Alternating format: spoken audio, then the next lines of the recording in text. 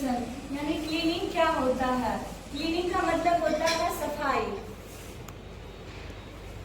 किसी भी वस्तु को या सामग्री को या करने से कोई भी वस्तु, सरफेस या कोई भी स्थान जीवाणु मुक्त हो जाता है, जिससे हम और हमारे परिवेश के लोग या हमारे बच्चे जल्दी बीमार नहीं पड़ते हैं।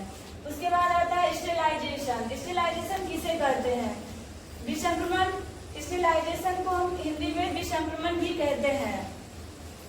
विसंक्रमण एक ऐसी विधि है जिसके माध्यम से किसी भी वस्तु, सरफेस या सतहों को जीवाणु मुक्त किया जाता है, उसे स्टेलाइजेशन कहा जाता है। स्टेलाइजेशन के बहुत सारे मेथड होते हैं, जैसे कि स्टेलाइजेशन के दो मेथड होते हैं, फिजिकल मेथड और केमिकल मेथड। फिजिकल मेथड को 3 भाग में बांटा गया है और केमिकल मेथड को 2 भागों में बांटा गया है।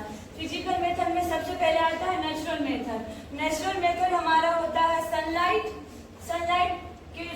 जो होता है हमारा एक नेचुरल मेथड है। इसके द्वारा सूर्य की अल्ट्रावायलेट रे के द्वारा स्टेलाइजेशन किया जाता है। इसका यूज हमारे दैनिक जीवन में डेली होता है, जैसे हम नहाते हैं या फिर कपड़ा जो धोते हैं उसको धूप में सुखाते हैं ताकि वो स्टेलाइज हो, ताकि उसमें कीटाणु ना रहे, कोई बैक्टीरिया वायरस ना रहे, जिससे हम कपड़ा को पहने तो हम बीमार नहीं पड़ते हैं।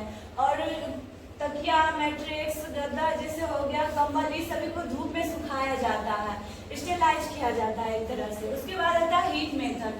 यह भी 2 प्रकार का होता है, एक होता है ड्राई हीट और एक होता है मॉइस्ट हीट। ड्राई हीट के अंतर्गत आते हैं रेड हीट।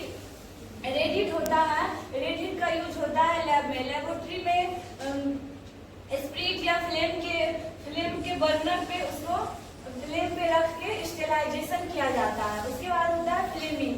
इस विधि में फ्लेम से होकर वस्तु या सामग्री को गुजारा जाता है और कम तापमान पर स्टेलाइज किया जाता है। उसके बाद आता है इंसिनरेशन यानी कि जलाना। जिस तरह से हॉस्पिटल से निकले अवशिष्ट पदार्थ, जैसे बैंडेज पट्टी या फिर लेबर रूम से निकले जो भी गंदगियां होती है, मतलब जो कपड़े गंदे होते हैं या फिर बैंडेज पट्टी होते हैं या हमारे घरों के आसपास जो भी गंदगी होती है उसको हम जला देते हैं, वो भी एक स्टेलाइजेशन में ही आएगा, क्योंकि जलाने के बाद हम उसको मिट्टी में मिला देते हैं उस राख को। उसके बाद आता है hot air oven. Hot air oven विधि में 160 डिग्री टेम्परेचर पर 1 घंटे के लिए होल्ड करके स्टेलाइजेशन क्रिया को ऑन किया जाता है। उसके बाद आता है मॉइस्ट हीट। मॉइस्ट हीट को 3 भागों में बांटा गया है। सबसे पहले तो 100 डिग्री से कम तापमान पर स्टेलाइजेशन। 100 डिग्री से कम तापमान पर स्टेलाइजेशन के लिए सबसे पहले हम जानेंगे होल्डर मेथड। होल्डर मेथड में होता है मिल्क को 63 डिग्री टेम्परेचर पर 30 मिनट तक गर्म किया जाता है, फिर उसे तुरंत ठंडा किया जाता है। उसके बाद आता है फ्लैश मेथड। इस मेथड में मिल्क को 72 डिग्री सेल्सियस टेम्परेचर पर 15 से 20 सेकेंड के लिए गर्म करके तुरंत ठंडा किया जाता है। उसके बाद है 100 डिग्री टेम्परेचर पर। 100 डिग्री टेम्परेचर पर हम बॉइलिंग करते हैं। बॉइलिंग के द्वारा भी स्टेलाइजेशन किया जाता है। जैसे कि घरों में हम पानी उबाल के पीते हैं, दूध को उबाला जाता है, बेबी फीडिंग जितने भी आर्टिकल्स होते हैं उसको जीवाणु मुक्त करने के लिए स्टेलाइज किया जाता है बॉइलिंग मेथड से घरों में, क्योंकि हमारे घरों में तो स्टेलाइजेशन मशीन नहीं होता है स्टेलाइज, इसीलिए बॉइलिंग मेथड का अधिकतर यूज होता है हमारे घरों में बेबी फीडिंग आर्टिकल्स को स्टेलाइज करने के लिए। उसके बाद आता है 100 डिग्री से ऊपर टेम्परेचर पर स्टेलाइजेशन किया। ये इसके अंतर्गत आता है हमारा ऑटोक्लेव। ऑटोक्लेव इसका यूज अधिकांश हॉस्पिटलों में होता है। इसी के द्वारा हॉस्पिटल में स्टेलाइजेशन किया जाता है। जैसे लेबर रूम में जितने भी औजार रहते हैं या फिर ओटी में जितने भी औजार रहते हैं, ऑपरेशन करते वक्त सभी को पहले स्टेलाइज किया जाता है, उसके बाद ही उसका यूज लाया जाता है। अगर हम बिना स्टेलाइज किए कोई भी इंस्ट्रूमेंट का यूज करेंगे ऑपरेशन में या फिर कोई भी पेशेंट के ऊपर, तो वो तो बैक्टीरिया युक्त रहेगा, कीटाणु युक्त रहेगा, हमें तो दिखाई नहीं देता है। हम उसका यूज करेंगे तो वो सामने वाला पेशेंट भी इन्फेक्टेड होगा, वो बीमार पड़ेगा, तो फिर हमारे इलाज करने का कोई फायदा ही नहीं रहेगा। इसलिए हॉस्पिटल में स्टेलाइजेशन करने के बाद ही कोई भी इंस्ट्रूमेंट का यूज किया जाता है। और हम ये भी ध्यान रखेंगे, अगर हम किसी भी स्टेलाइज इंस्ट्रूमेंट को छूते हैं तो हमारा हाथ धुला होना चाहिए और हमारे हाथ में ग्लव्स हो, तभी हम स्टेलाइज इंस्ट्रूमेंट को छू सकते हैं, अन्यथा हमें नहीं छूना चाहिए, नहीं तो वो इन्फेक्टेड हो जाएगा। अब हम जानेंगे ऑटोक्लेव होता क्या है। ऑटोक्लेव एक प्रकार का मेडिकल उपकरण होता है जो उष्मा के सिद्धांत पर कार्य करता है। ऑटोक्लेव का टेम्परेचर 121 डिग्री सेल्सियस होता है।